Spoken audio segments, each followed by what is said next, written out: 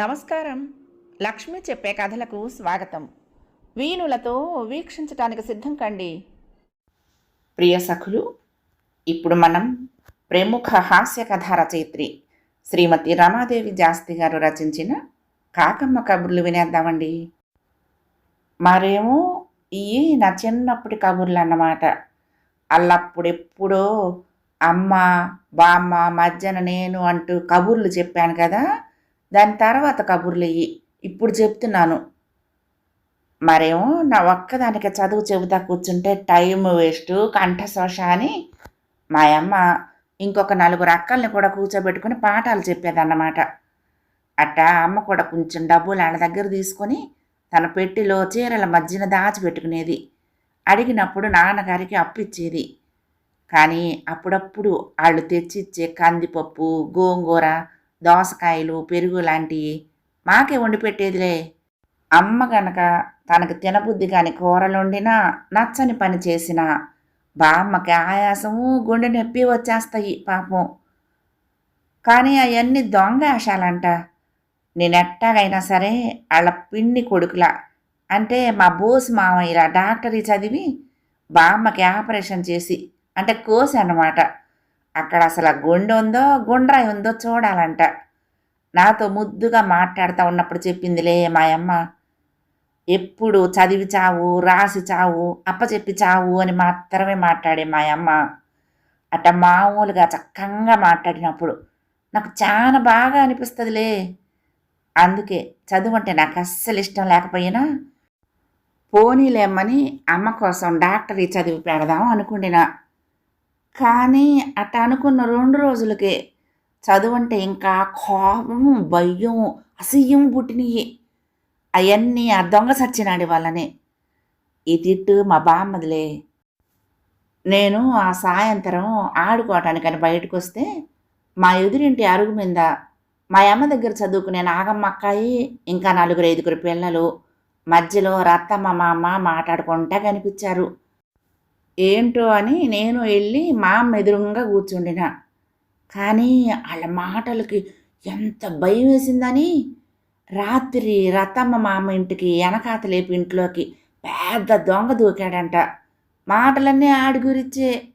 ఆడెంత నల్లంగా పెద్ద పెద్ద మీసాలతో ఉన్నాడో, పట్టుకుంటానికి దొరకకుండా వాళ్ళంతా ఆమదమెట్టా పూసుకున్నాడు. కళ్ళు కూడా ఎంత ఎర్రంగా ఉన్నాయో, ఆపకుండా అన్నీ ఇట్లాంటి మాటలే. సుబ్బయ్య మావయ్య వాడి కళ్ళల్లో నీళ్లు కొట్టి ఎంత తెలివిగా గట్టిగా చాంతాడితో కట్టేశాడో కథ మాదిరిగా చెబుతాంది మా అమ్మ. బామ్మ చెప్పిన దొంగల కథలు విన్నప్పుడు కూడా ఎప్పుడు నాకు అంత భయం వేయలా. వాళ్ళు కథల్లో దొంగలు కదా అని. మరి ఇప్పుడు ఇక్కడనే వచ్చి ఉండున్నాడు కదా ఆ నిజం దొంగ. ఊరి పెద్ద ఆయన ఇంటి దగ్గర కట్టేసినారంట, అన్నం నీళ్లు కూడా ఇవ్వకుండా. పాపం వాడికి ఆకలేస్తుంది కదా, అన్నం పెట్టకపోవటం చాలా తప్పు గందా అని అనిపించింది నాకు. మళ్ళీ వాడు కట్లు తెంచుకుని ఈసారి మా ఇంటికి వస్తాడేమో అని నా గుండె గుళ్ళో గంటలా కొట్టుకుంది. అక్కాయ్, ఇవన్నీ ఏంటంటే మీకు భయం వేయటం లేదా? రాత్రికి నీకు నిద్ర వస్తుందా? నాగమ్మ అక్కాయిని అడిగిన. అక్కాయి కొంచెం చాలా పెద్దదిలే, లంగా ఓణి వేసుకుంటుంది. ఎందుకయ్యదు? అసలే ఆడాళ్ళకి భయం ఎక్కువ వేస్తుంది అయితేను. అందుకే పెళ్ళైన ఆడాళ్ళు మొగుళ్ళని గట్టిగా పట్టుకొని పడుకుంటారంట, మా అత్త చెప్పింది అంది అక్కాయి రహస్యంగా. అంత భయం వేస్తే మీ బామ్మని పట్టుకొని పడుకోబుజ్జి అంది మా అమ్మ నవ్వుతా. మా బామ్మ దగ్గర ముసలి వాసన వస్తుందిగా, నాకు ఏమి బాగుండదు అన్న ముక్కు చిట్లించి. చూడు బుజ్జి, పసిపిల్లల దగ్గర ఒక రకం వాసన, వయసులో ఉన్న వాళ్ళ దగ్గర మరో రకం వాసన, అట్టాగే ముసలాళ్ళ దగ్గర ఇంకో రకం వాసన. ఆ దేవుడే ఇచ్చాడులే. నీకు బామ్మ వద్దంటే దేవుడు బొమ్మ పట్టుకొని పండుకో, అస్సలు భయం వేయదు. లేదంటే మీ నాన్నను పెళ్లి చేయమను అంట మా అమ్మ పళ్ళన్నీ బయటపెట్టి నవ్వింది. మా అమ్మకేమీ ఈజీగా చెప్పేసింది. మా అమ్మ వాళ్ళు నా మాట వినాలి కదా. నేను లేచి ఆ కొంచెం చీకట్లో చుట్టూ భయం భయంగా చూస్తా వచ్చి మా ఇంట్లో పడినా. మా అమ్మ మరీ బొమ్మ గీసినట్టే వర్ణించి వర్ణించి చెప్పిందేమో. కళ్ళల్లో నుంచి ఆడే ఆకారం కదిలిపోవటంలా, భయము తగ్గటంలా. రాత్రికే కాదు, నేను పెద్దంగా అయినాక కూడా నిద్ర వస్తుందో లేదో అనిపిస్తుంది. బామ్మ కన్నా ఆ కనిపించని దేవుడు గారి బొమ్మ కన్నా మొగుడే నయం అనిపించింది. అస్సలు భయపడాల్సింది ఆ మొగుడికేనని పెద్దయ్యాక బాగానే తెలిసి చచ్చిందిలే. అందుకే తిన్నంగా పోయి మా అమ్మతో చెప్పేసిన. నేను డాక్టరీ చదవను, నాకు భయం వేస్తుంది, పెళ్లి చేసేయి అన్నాను. ఎంతసేపు ఎక్కడ పెత్తనాలు చేసి వచ్చావు, నాన్నగారిని రానివ్వు, నీ పని చెప్తారు అంది మా అమ్మ. నేను చెప్పింది పట్టించుకోకుండా బెదిరించింది. "హూ, మా అమ్మ ఎప్పుడూ అంతే. తను కొట్టదు, నాన్నగారికి చెబుతుంది వచ్చి రాగానే. నాన్నకి కోపం చాలా ఎక్కువ, అట్టాగే చాలా గట్టిగా కొడతారని. అసలు ఆ నాన్నని చక్కగా అట్టాగే పిలవకుండా ఈ గారు గీరు తోకేంటో నాకు అస్సలు బాగా అనిపించదు. అందరూ నాన్నని నాన్న అనే పిలుస్తారు.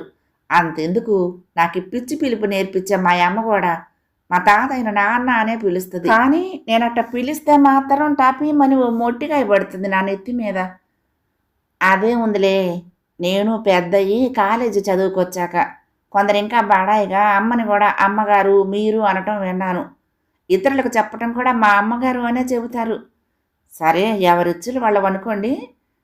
అమ్మకి అరుగు మీద వినొచ్చిన దొంగాడి కబుర్లన్నీ వణుక్కుంటా చెప్పేసి మా అమ్మ మాటలు కూడా చెప్పాను. అక్కడితో ఆగకుండా, నీకు భయం వేస్తే నాన్నగారిని పట్టుకుని పడుకుంటావు, బామ్మలకి అసలు భయమే వేయదంట, వాళ్ళని చూస్తేనే అందరికీ భయం అంట, నాగమ్మ అక్కయ్య చెప్పింది. మరి నాకు ఇప్పుడు చచ్చే భయం వేస్తుంది. నాకు పెళ్లి చెయ్యమ్మా, మొగుడిని పట్టుకుని పడుకుంటా. అమ్మ మొహంలోకి ఆశగా చూస్తా అడిగిన. ఊరి దేవుడోయ్, మా అమ్మ మొహాన్ని నేను ఎప్పుడూ అట్టా చూడలా. ఆమె మైండ్లో ఏముందో తెలియలా. నాన్నగారు వచ్చిందాకా కూడా ఆగకుండా ఒకటే ఊగిపోతా ఒంగోబెట్టి నా వీపు మీద అరచేత్తో ఒకే ఒక్క చరుపు జరిచిందండి. మా అమ్మకి నాన్నగారి కన్నా ఎక్కువే బలం ఉందని నాకు ఇప్పటిదాకా తెలీదు. అంతే, నేను కెవ్వుమంట అప్పచ్చిలా నేలకంటుకు పోయినా. ఆ మంట ఇప్పటికీ తగ్గనే లేదు. నేను మళ్ళీ ఎన్నడూ పెళ్లి మాట ఎత్తలా తెలుసా అండి. డాక్టరీ అంటే 10వ తరగతి వరకే అనుకుంటా ఉండిన నేను అది చదవకపోయినా, చక్కగా మంచి కథల పుస్తకాలు చదువుకోకుండా మాయదారి పరీక్షల చదువు 10వ తరగతికి పైన మరొక 12 ఏళ్ళు చదవాల్సి వచ్చింది మా నాన్నగారి భయానికి. ఈ పెళ్లి గోల మా అమ్మ చరుపుతో ఆగనే లేదు. శేషమ్మ మామతో బామ్మ సొల్లు మాటలు మాట్లాడొచ్చినాక. అంటే మా అమ్మ అట్టాగే అంటదిలే. మా నాన్నగారు పెద్ద బజార్కి వెళ్ళి అక్కడ పని పాట లేకుండా అరుగుల మీద చేరే వాళ్ళ దగ్గర కూర్చొని ఎందుకు పనికిరాని వాగుళ్లతో కాలం వేళ్ల తీసుకుని వచ్చిరాక. అంటే ఇది కూడా మా అమ్మ అట్టాగే అంటది. అప్పుడు మా అమ్మ కచేరీ మళ్ళా మొదలయ్యింది. మా అమ్మ కనుక కోపంగా మొహం పెట్టి కళ్ళు ముక్కు ఎర్రంగా చేసుకుంటా పక్కెళ్ళకి వినపడకుండా జాగ్రత్తగా అరుసుడు మొదలుపెట్టిందంటే ఇది మా నాన్నగారు అట్టాగే అంటారు. ఇంక కచేరీ మొదలుపెట్టినావా అని. ఈ పల్లెటూరులో నాలాంటి చిన్నపిల్లని తీసుకొచ్చి పడేసి చేతిలా పాడు చేస్తున్నారంట. ఇంకా ఇక్కడే ఉంటే గనక నేను ఏ చదువు సంధ్య లేకుండా పిచ్చివాగుళ్ళన్నీ నేర్చేసుకుని పెద్ద పేరక్కలా తయారయ్యి వాళ్ళ పరువు తీసేస్తానంట.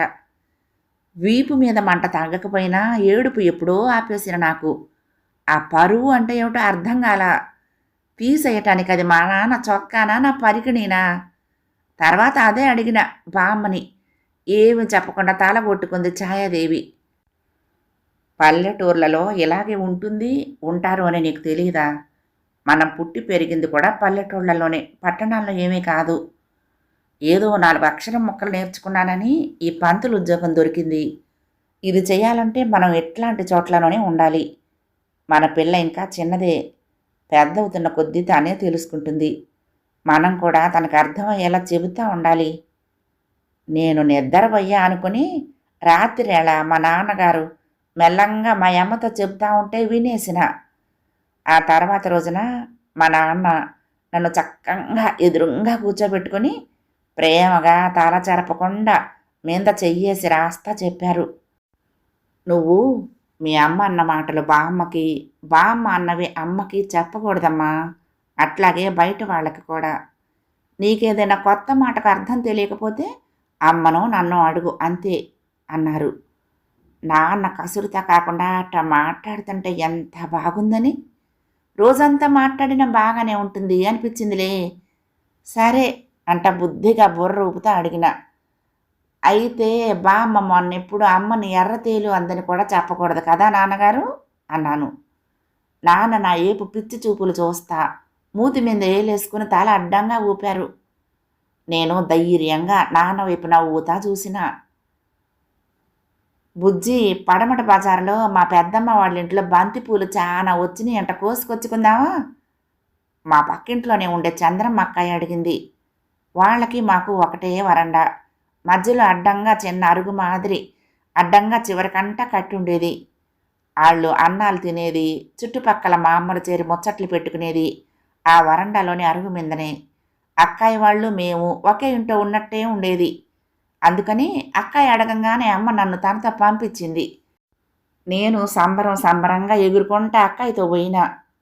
అక్కడ ఆ అమ్మ వాళ్ళ ఇంట్లో ఆ బంతిపూలు చూస్తూనే గంతులు వెయ్యాలనిపించింది, అంత బాగున్నాయి.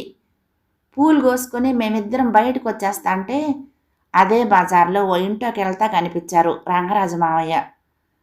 రంగరాజు మావయ్య మా నాన్నగారి బడిలోనే ఇంకో పంతులు గారు అన్నమాట. మా ఇంటికి వస్తూ ఉంటారు కూడా. ఆయన మమ్మల్ని చూడలేదు కానీ మేమిద్దరం ఆయన్ని చూసేసినాము. మావయ్య కూడా ఆయన పూలు కోసుకోవడానికి వచ్చాడేమో అనుకొని అక్కని అడిగిన. కాదంట, ఆ ఇంట్లో ఉండే సామ్రాజ్యం అనే పెద్దమ్మకి ప్రైవేట్ చెప్పడానికి వెళ్తున్నాడంట. కొందరు పెద్ద ఆడాళ్ళు అట్ట వాళ్ళకి నచ్చిన మగాళ్లతో ఏరేగా ప్రైవేట్లు చెప్పించుకుంటారంట. మా అమ్మ పిల్లలకి చెబుతుందిగా, కానీ పిల్లలే మా ఇంటికి వస్తారు చక్కగా. ఇదే బాగుంటుంది అనిపించింది నాకు. అదే చెప్పిన అక్కాయికి. సరే కానీ నువ్వు ఇవన్నీ మీ అమ్మతో చెప్పమాక, నాకే తిట్లు పడతాయి అంది అక్కాయి. బుద్ధిగా తాలూపిన.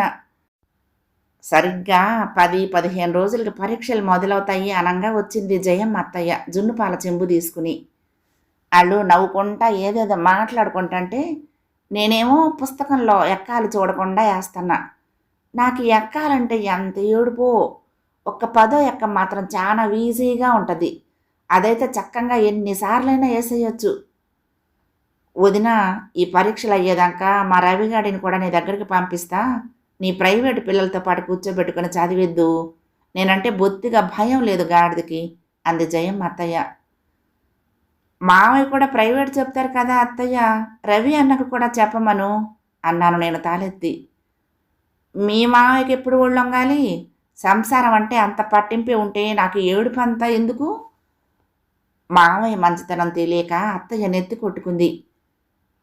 లేదత్తయ్య, మావయ్య పడమటి బజార్లో ఉండే సామ్రాజ్యం అన్నానికి ఇంటికెళ్ళి మరీ ప్రైవేట్ చెప్తారు, నీకు తెలీదా అన్నాను. అత్తయ్య కాదు, అమ్మ కూడా బిత్తరపోతా చూసిందిలే నా ఏపు. నీకెట్టా తెలుసు? అమ్మ గద్దిచ్చింది నన్ను. నేనప్పుడు బంతిపూల కోసరం చంద్రమ్మ అక్కయితే వెళ్ళినప్పుడు జరిగిందంతా చెప్పేసిన. హుషారుగా వచ్చిన జయమ్మ అత్తయ్య నీరసంగా నడుచుకుంటా పోయింది. పాపం ఎందుకో. వాళ్ళ కొంప కూల్చావు కదే పిల్ల పిశాచమా. నిన్ను నింగిలో పెడితే వానలుండవు, నేల మీద పెడితే పంటలుండవు. మా అమ్మ నెత్తిన చేతులు పెట్టుకుంది ఏడుపు మొహంతో. కొంప కూల్చటం అంటే ఏమిటో నాకు అర్థం కాల. అయినా అమ్మని అడగల. నాన్న బామ్మ ఊరు నుండి వచ్చాక అడగొచ్చని. తర్వాత రంగరాజు మావయ్య ప్రైవేట్లు చెప్పటం నచ్చక జయమ్మ అత్తయ్య రవి అన్నయ్యని తీసుకుని పుట్టింటికి వెళ్ళిపోయిందంట ఆయన్ని వదిలేసి. కొంప కూల్చటం అంటే అదంట. చంద్రమ్మ అక్కయ్య చెప్పిందిలే. మరికొన్ని కబుర్లు తర్వాత చెప్తాను. మీకు ఈ కబుర్లు నచ్చితే తప్పకుండా లైక్ చేయండి, కామెంట్ చేయండి, షేర్ చేయండి, సబ్స్క్రైబ్ చేసుకుని నన్ను ఎంకరేజ్ చేయండి. ఉంటానండి.